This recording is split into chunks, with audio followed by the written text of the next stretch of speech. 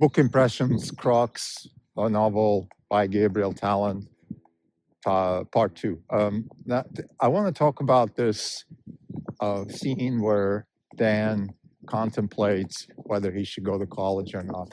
I think the novel has its ups and downs. I'm listening to the novel, and the Tama character is really difficult to digest. I think I'm not sure if the writer intended her to be this unlikable, sociopathic, but maybe also the person that's reading is exaggerating a bit here. But other than that, I mean, there are some good tidbits in this novel, and I particularly liked the idea of purpose in life and what is education and the value of education, and those types of questions are very near and dear to my heart. So I want to talk about this in this episode because it's kind of a central theme of the novel.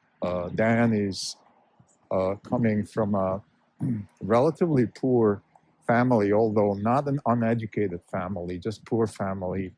And his mother is actually a former pre-celebrated writer. So he's definitely not coming, he's not white trash from nothing. I mean, there is something there. And he himself supposedly is gifted and gets into a very good school, and he's thinking about whether he should go to school or not. And I think I'm going to lay out the conversation in the novel and then bring my own thoughts to it. So the conversation in the novel is that you have this opportunity to go to college and do something that a lot of other people can do, but somehow it's alluded to you, like you can't do it because you're poor or you don't, it's just not supposed to happen to people like you. And his counselor makes that very clear. You're the most gifted person I've ever worked with. I guess people from this Moab Desert High School don't usually go to top-notch colleges, and Dan is one of those who makes it.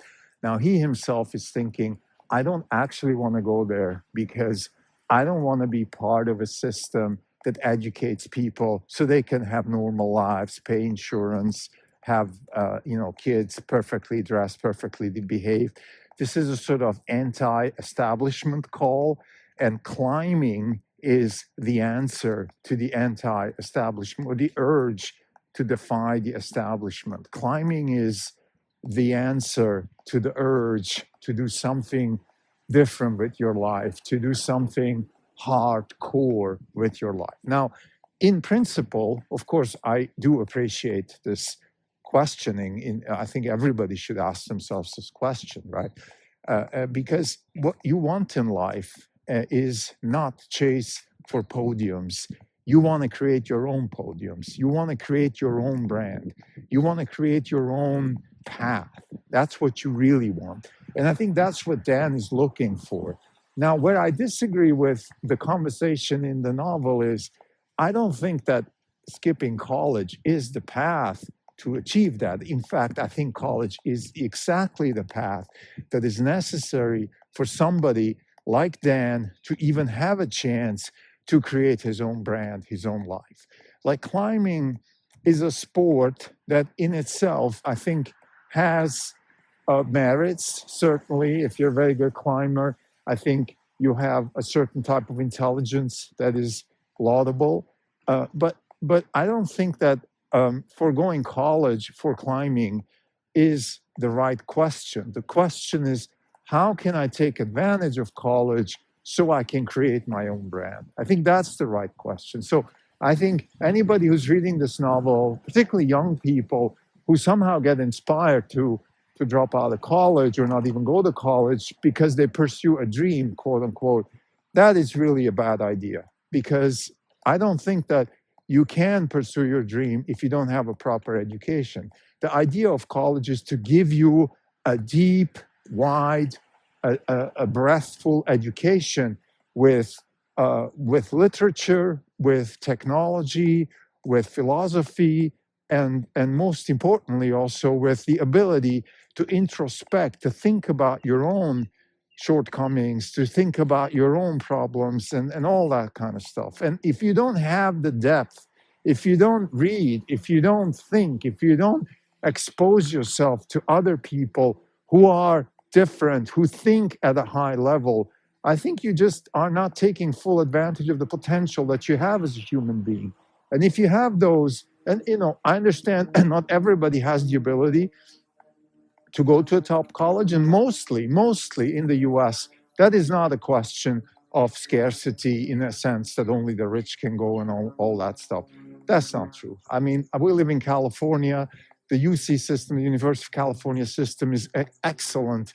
It is more or less public.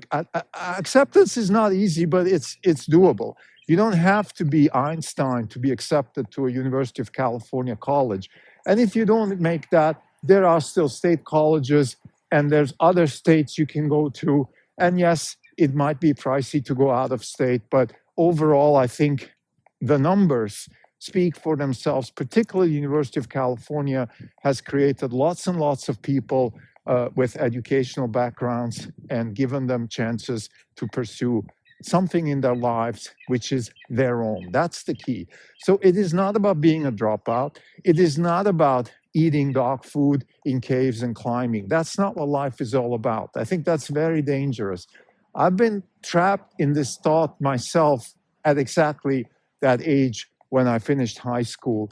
I thought that I can just drop out and do my own thing, and that's not a good idea. And fortunately, I fell on my nose and learned the hard way that education is absolutely key to succeed. I went back, I got my education, and now I'm pretty happy with my education. So I think I just want to say this as a novel. This is definitely worth a read, even though, again, Tama's character is just unbearable. I think it's difficult to digest a sociopath like that, which is portrayed as somehow worthy. I don't think she is. I think she's just a sociopath, and she's violent, verbally and probably even physically. So it's just not. It's not good. But other than that, I think the questions and the sort of the topics that the novel raises are really important, and I think very interesting.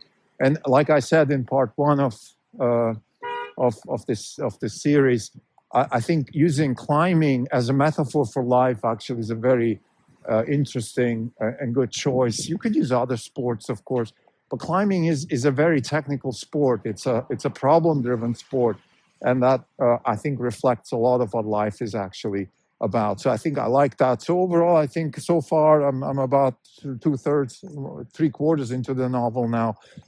It is worth a read. It's, again, some characters, particularly Tama's character, are hard to swallow. But other than that, I think it's definitely an interesting.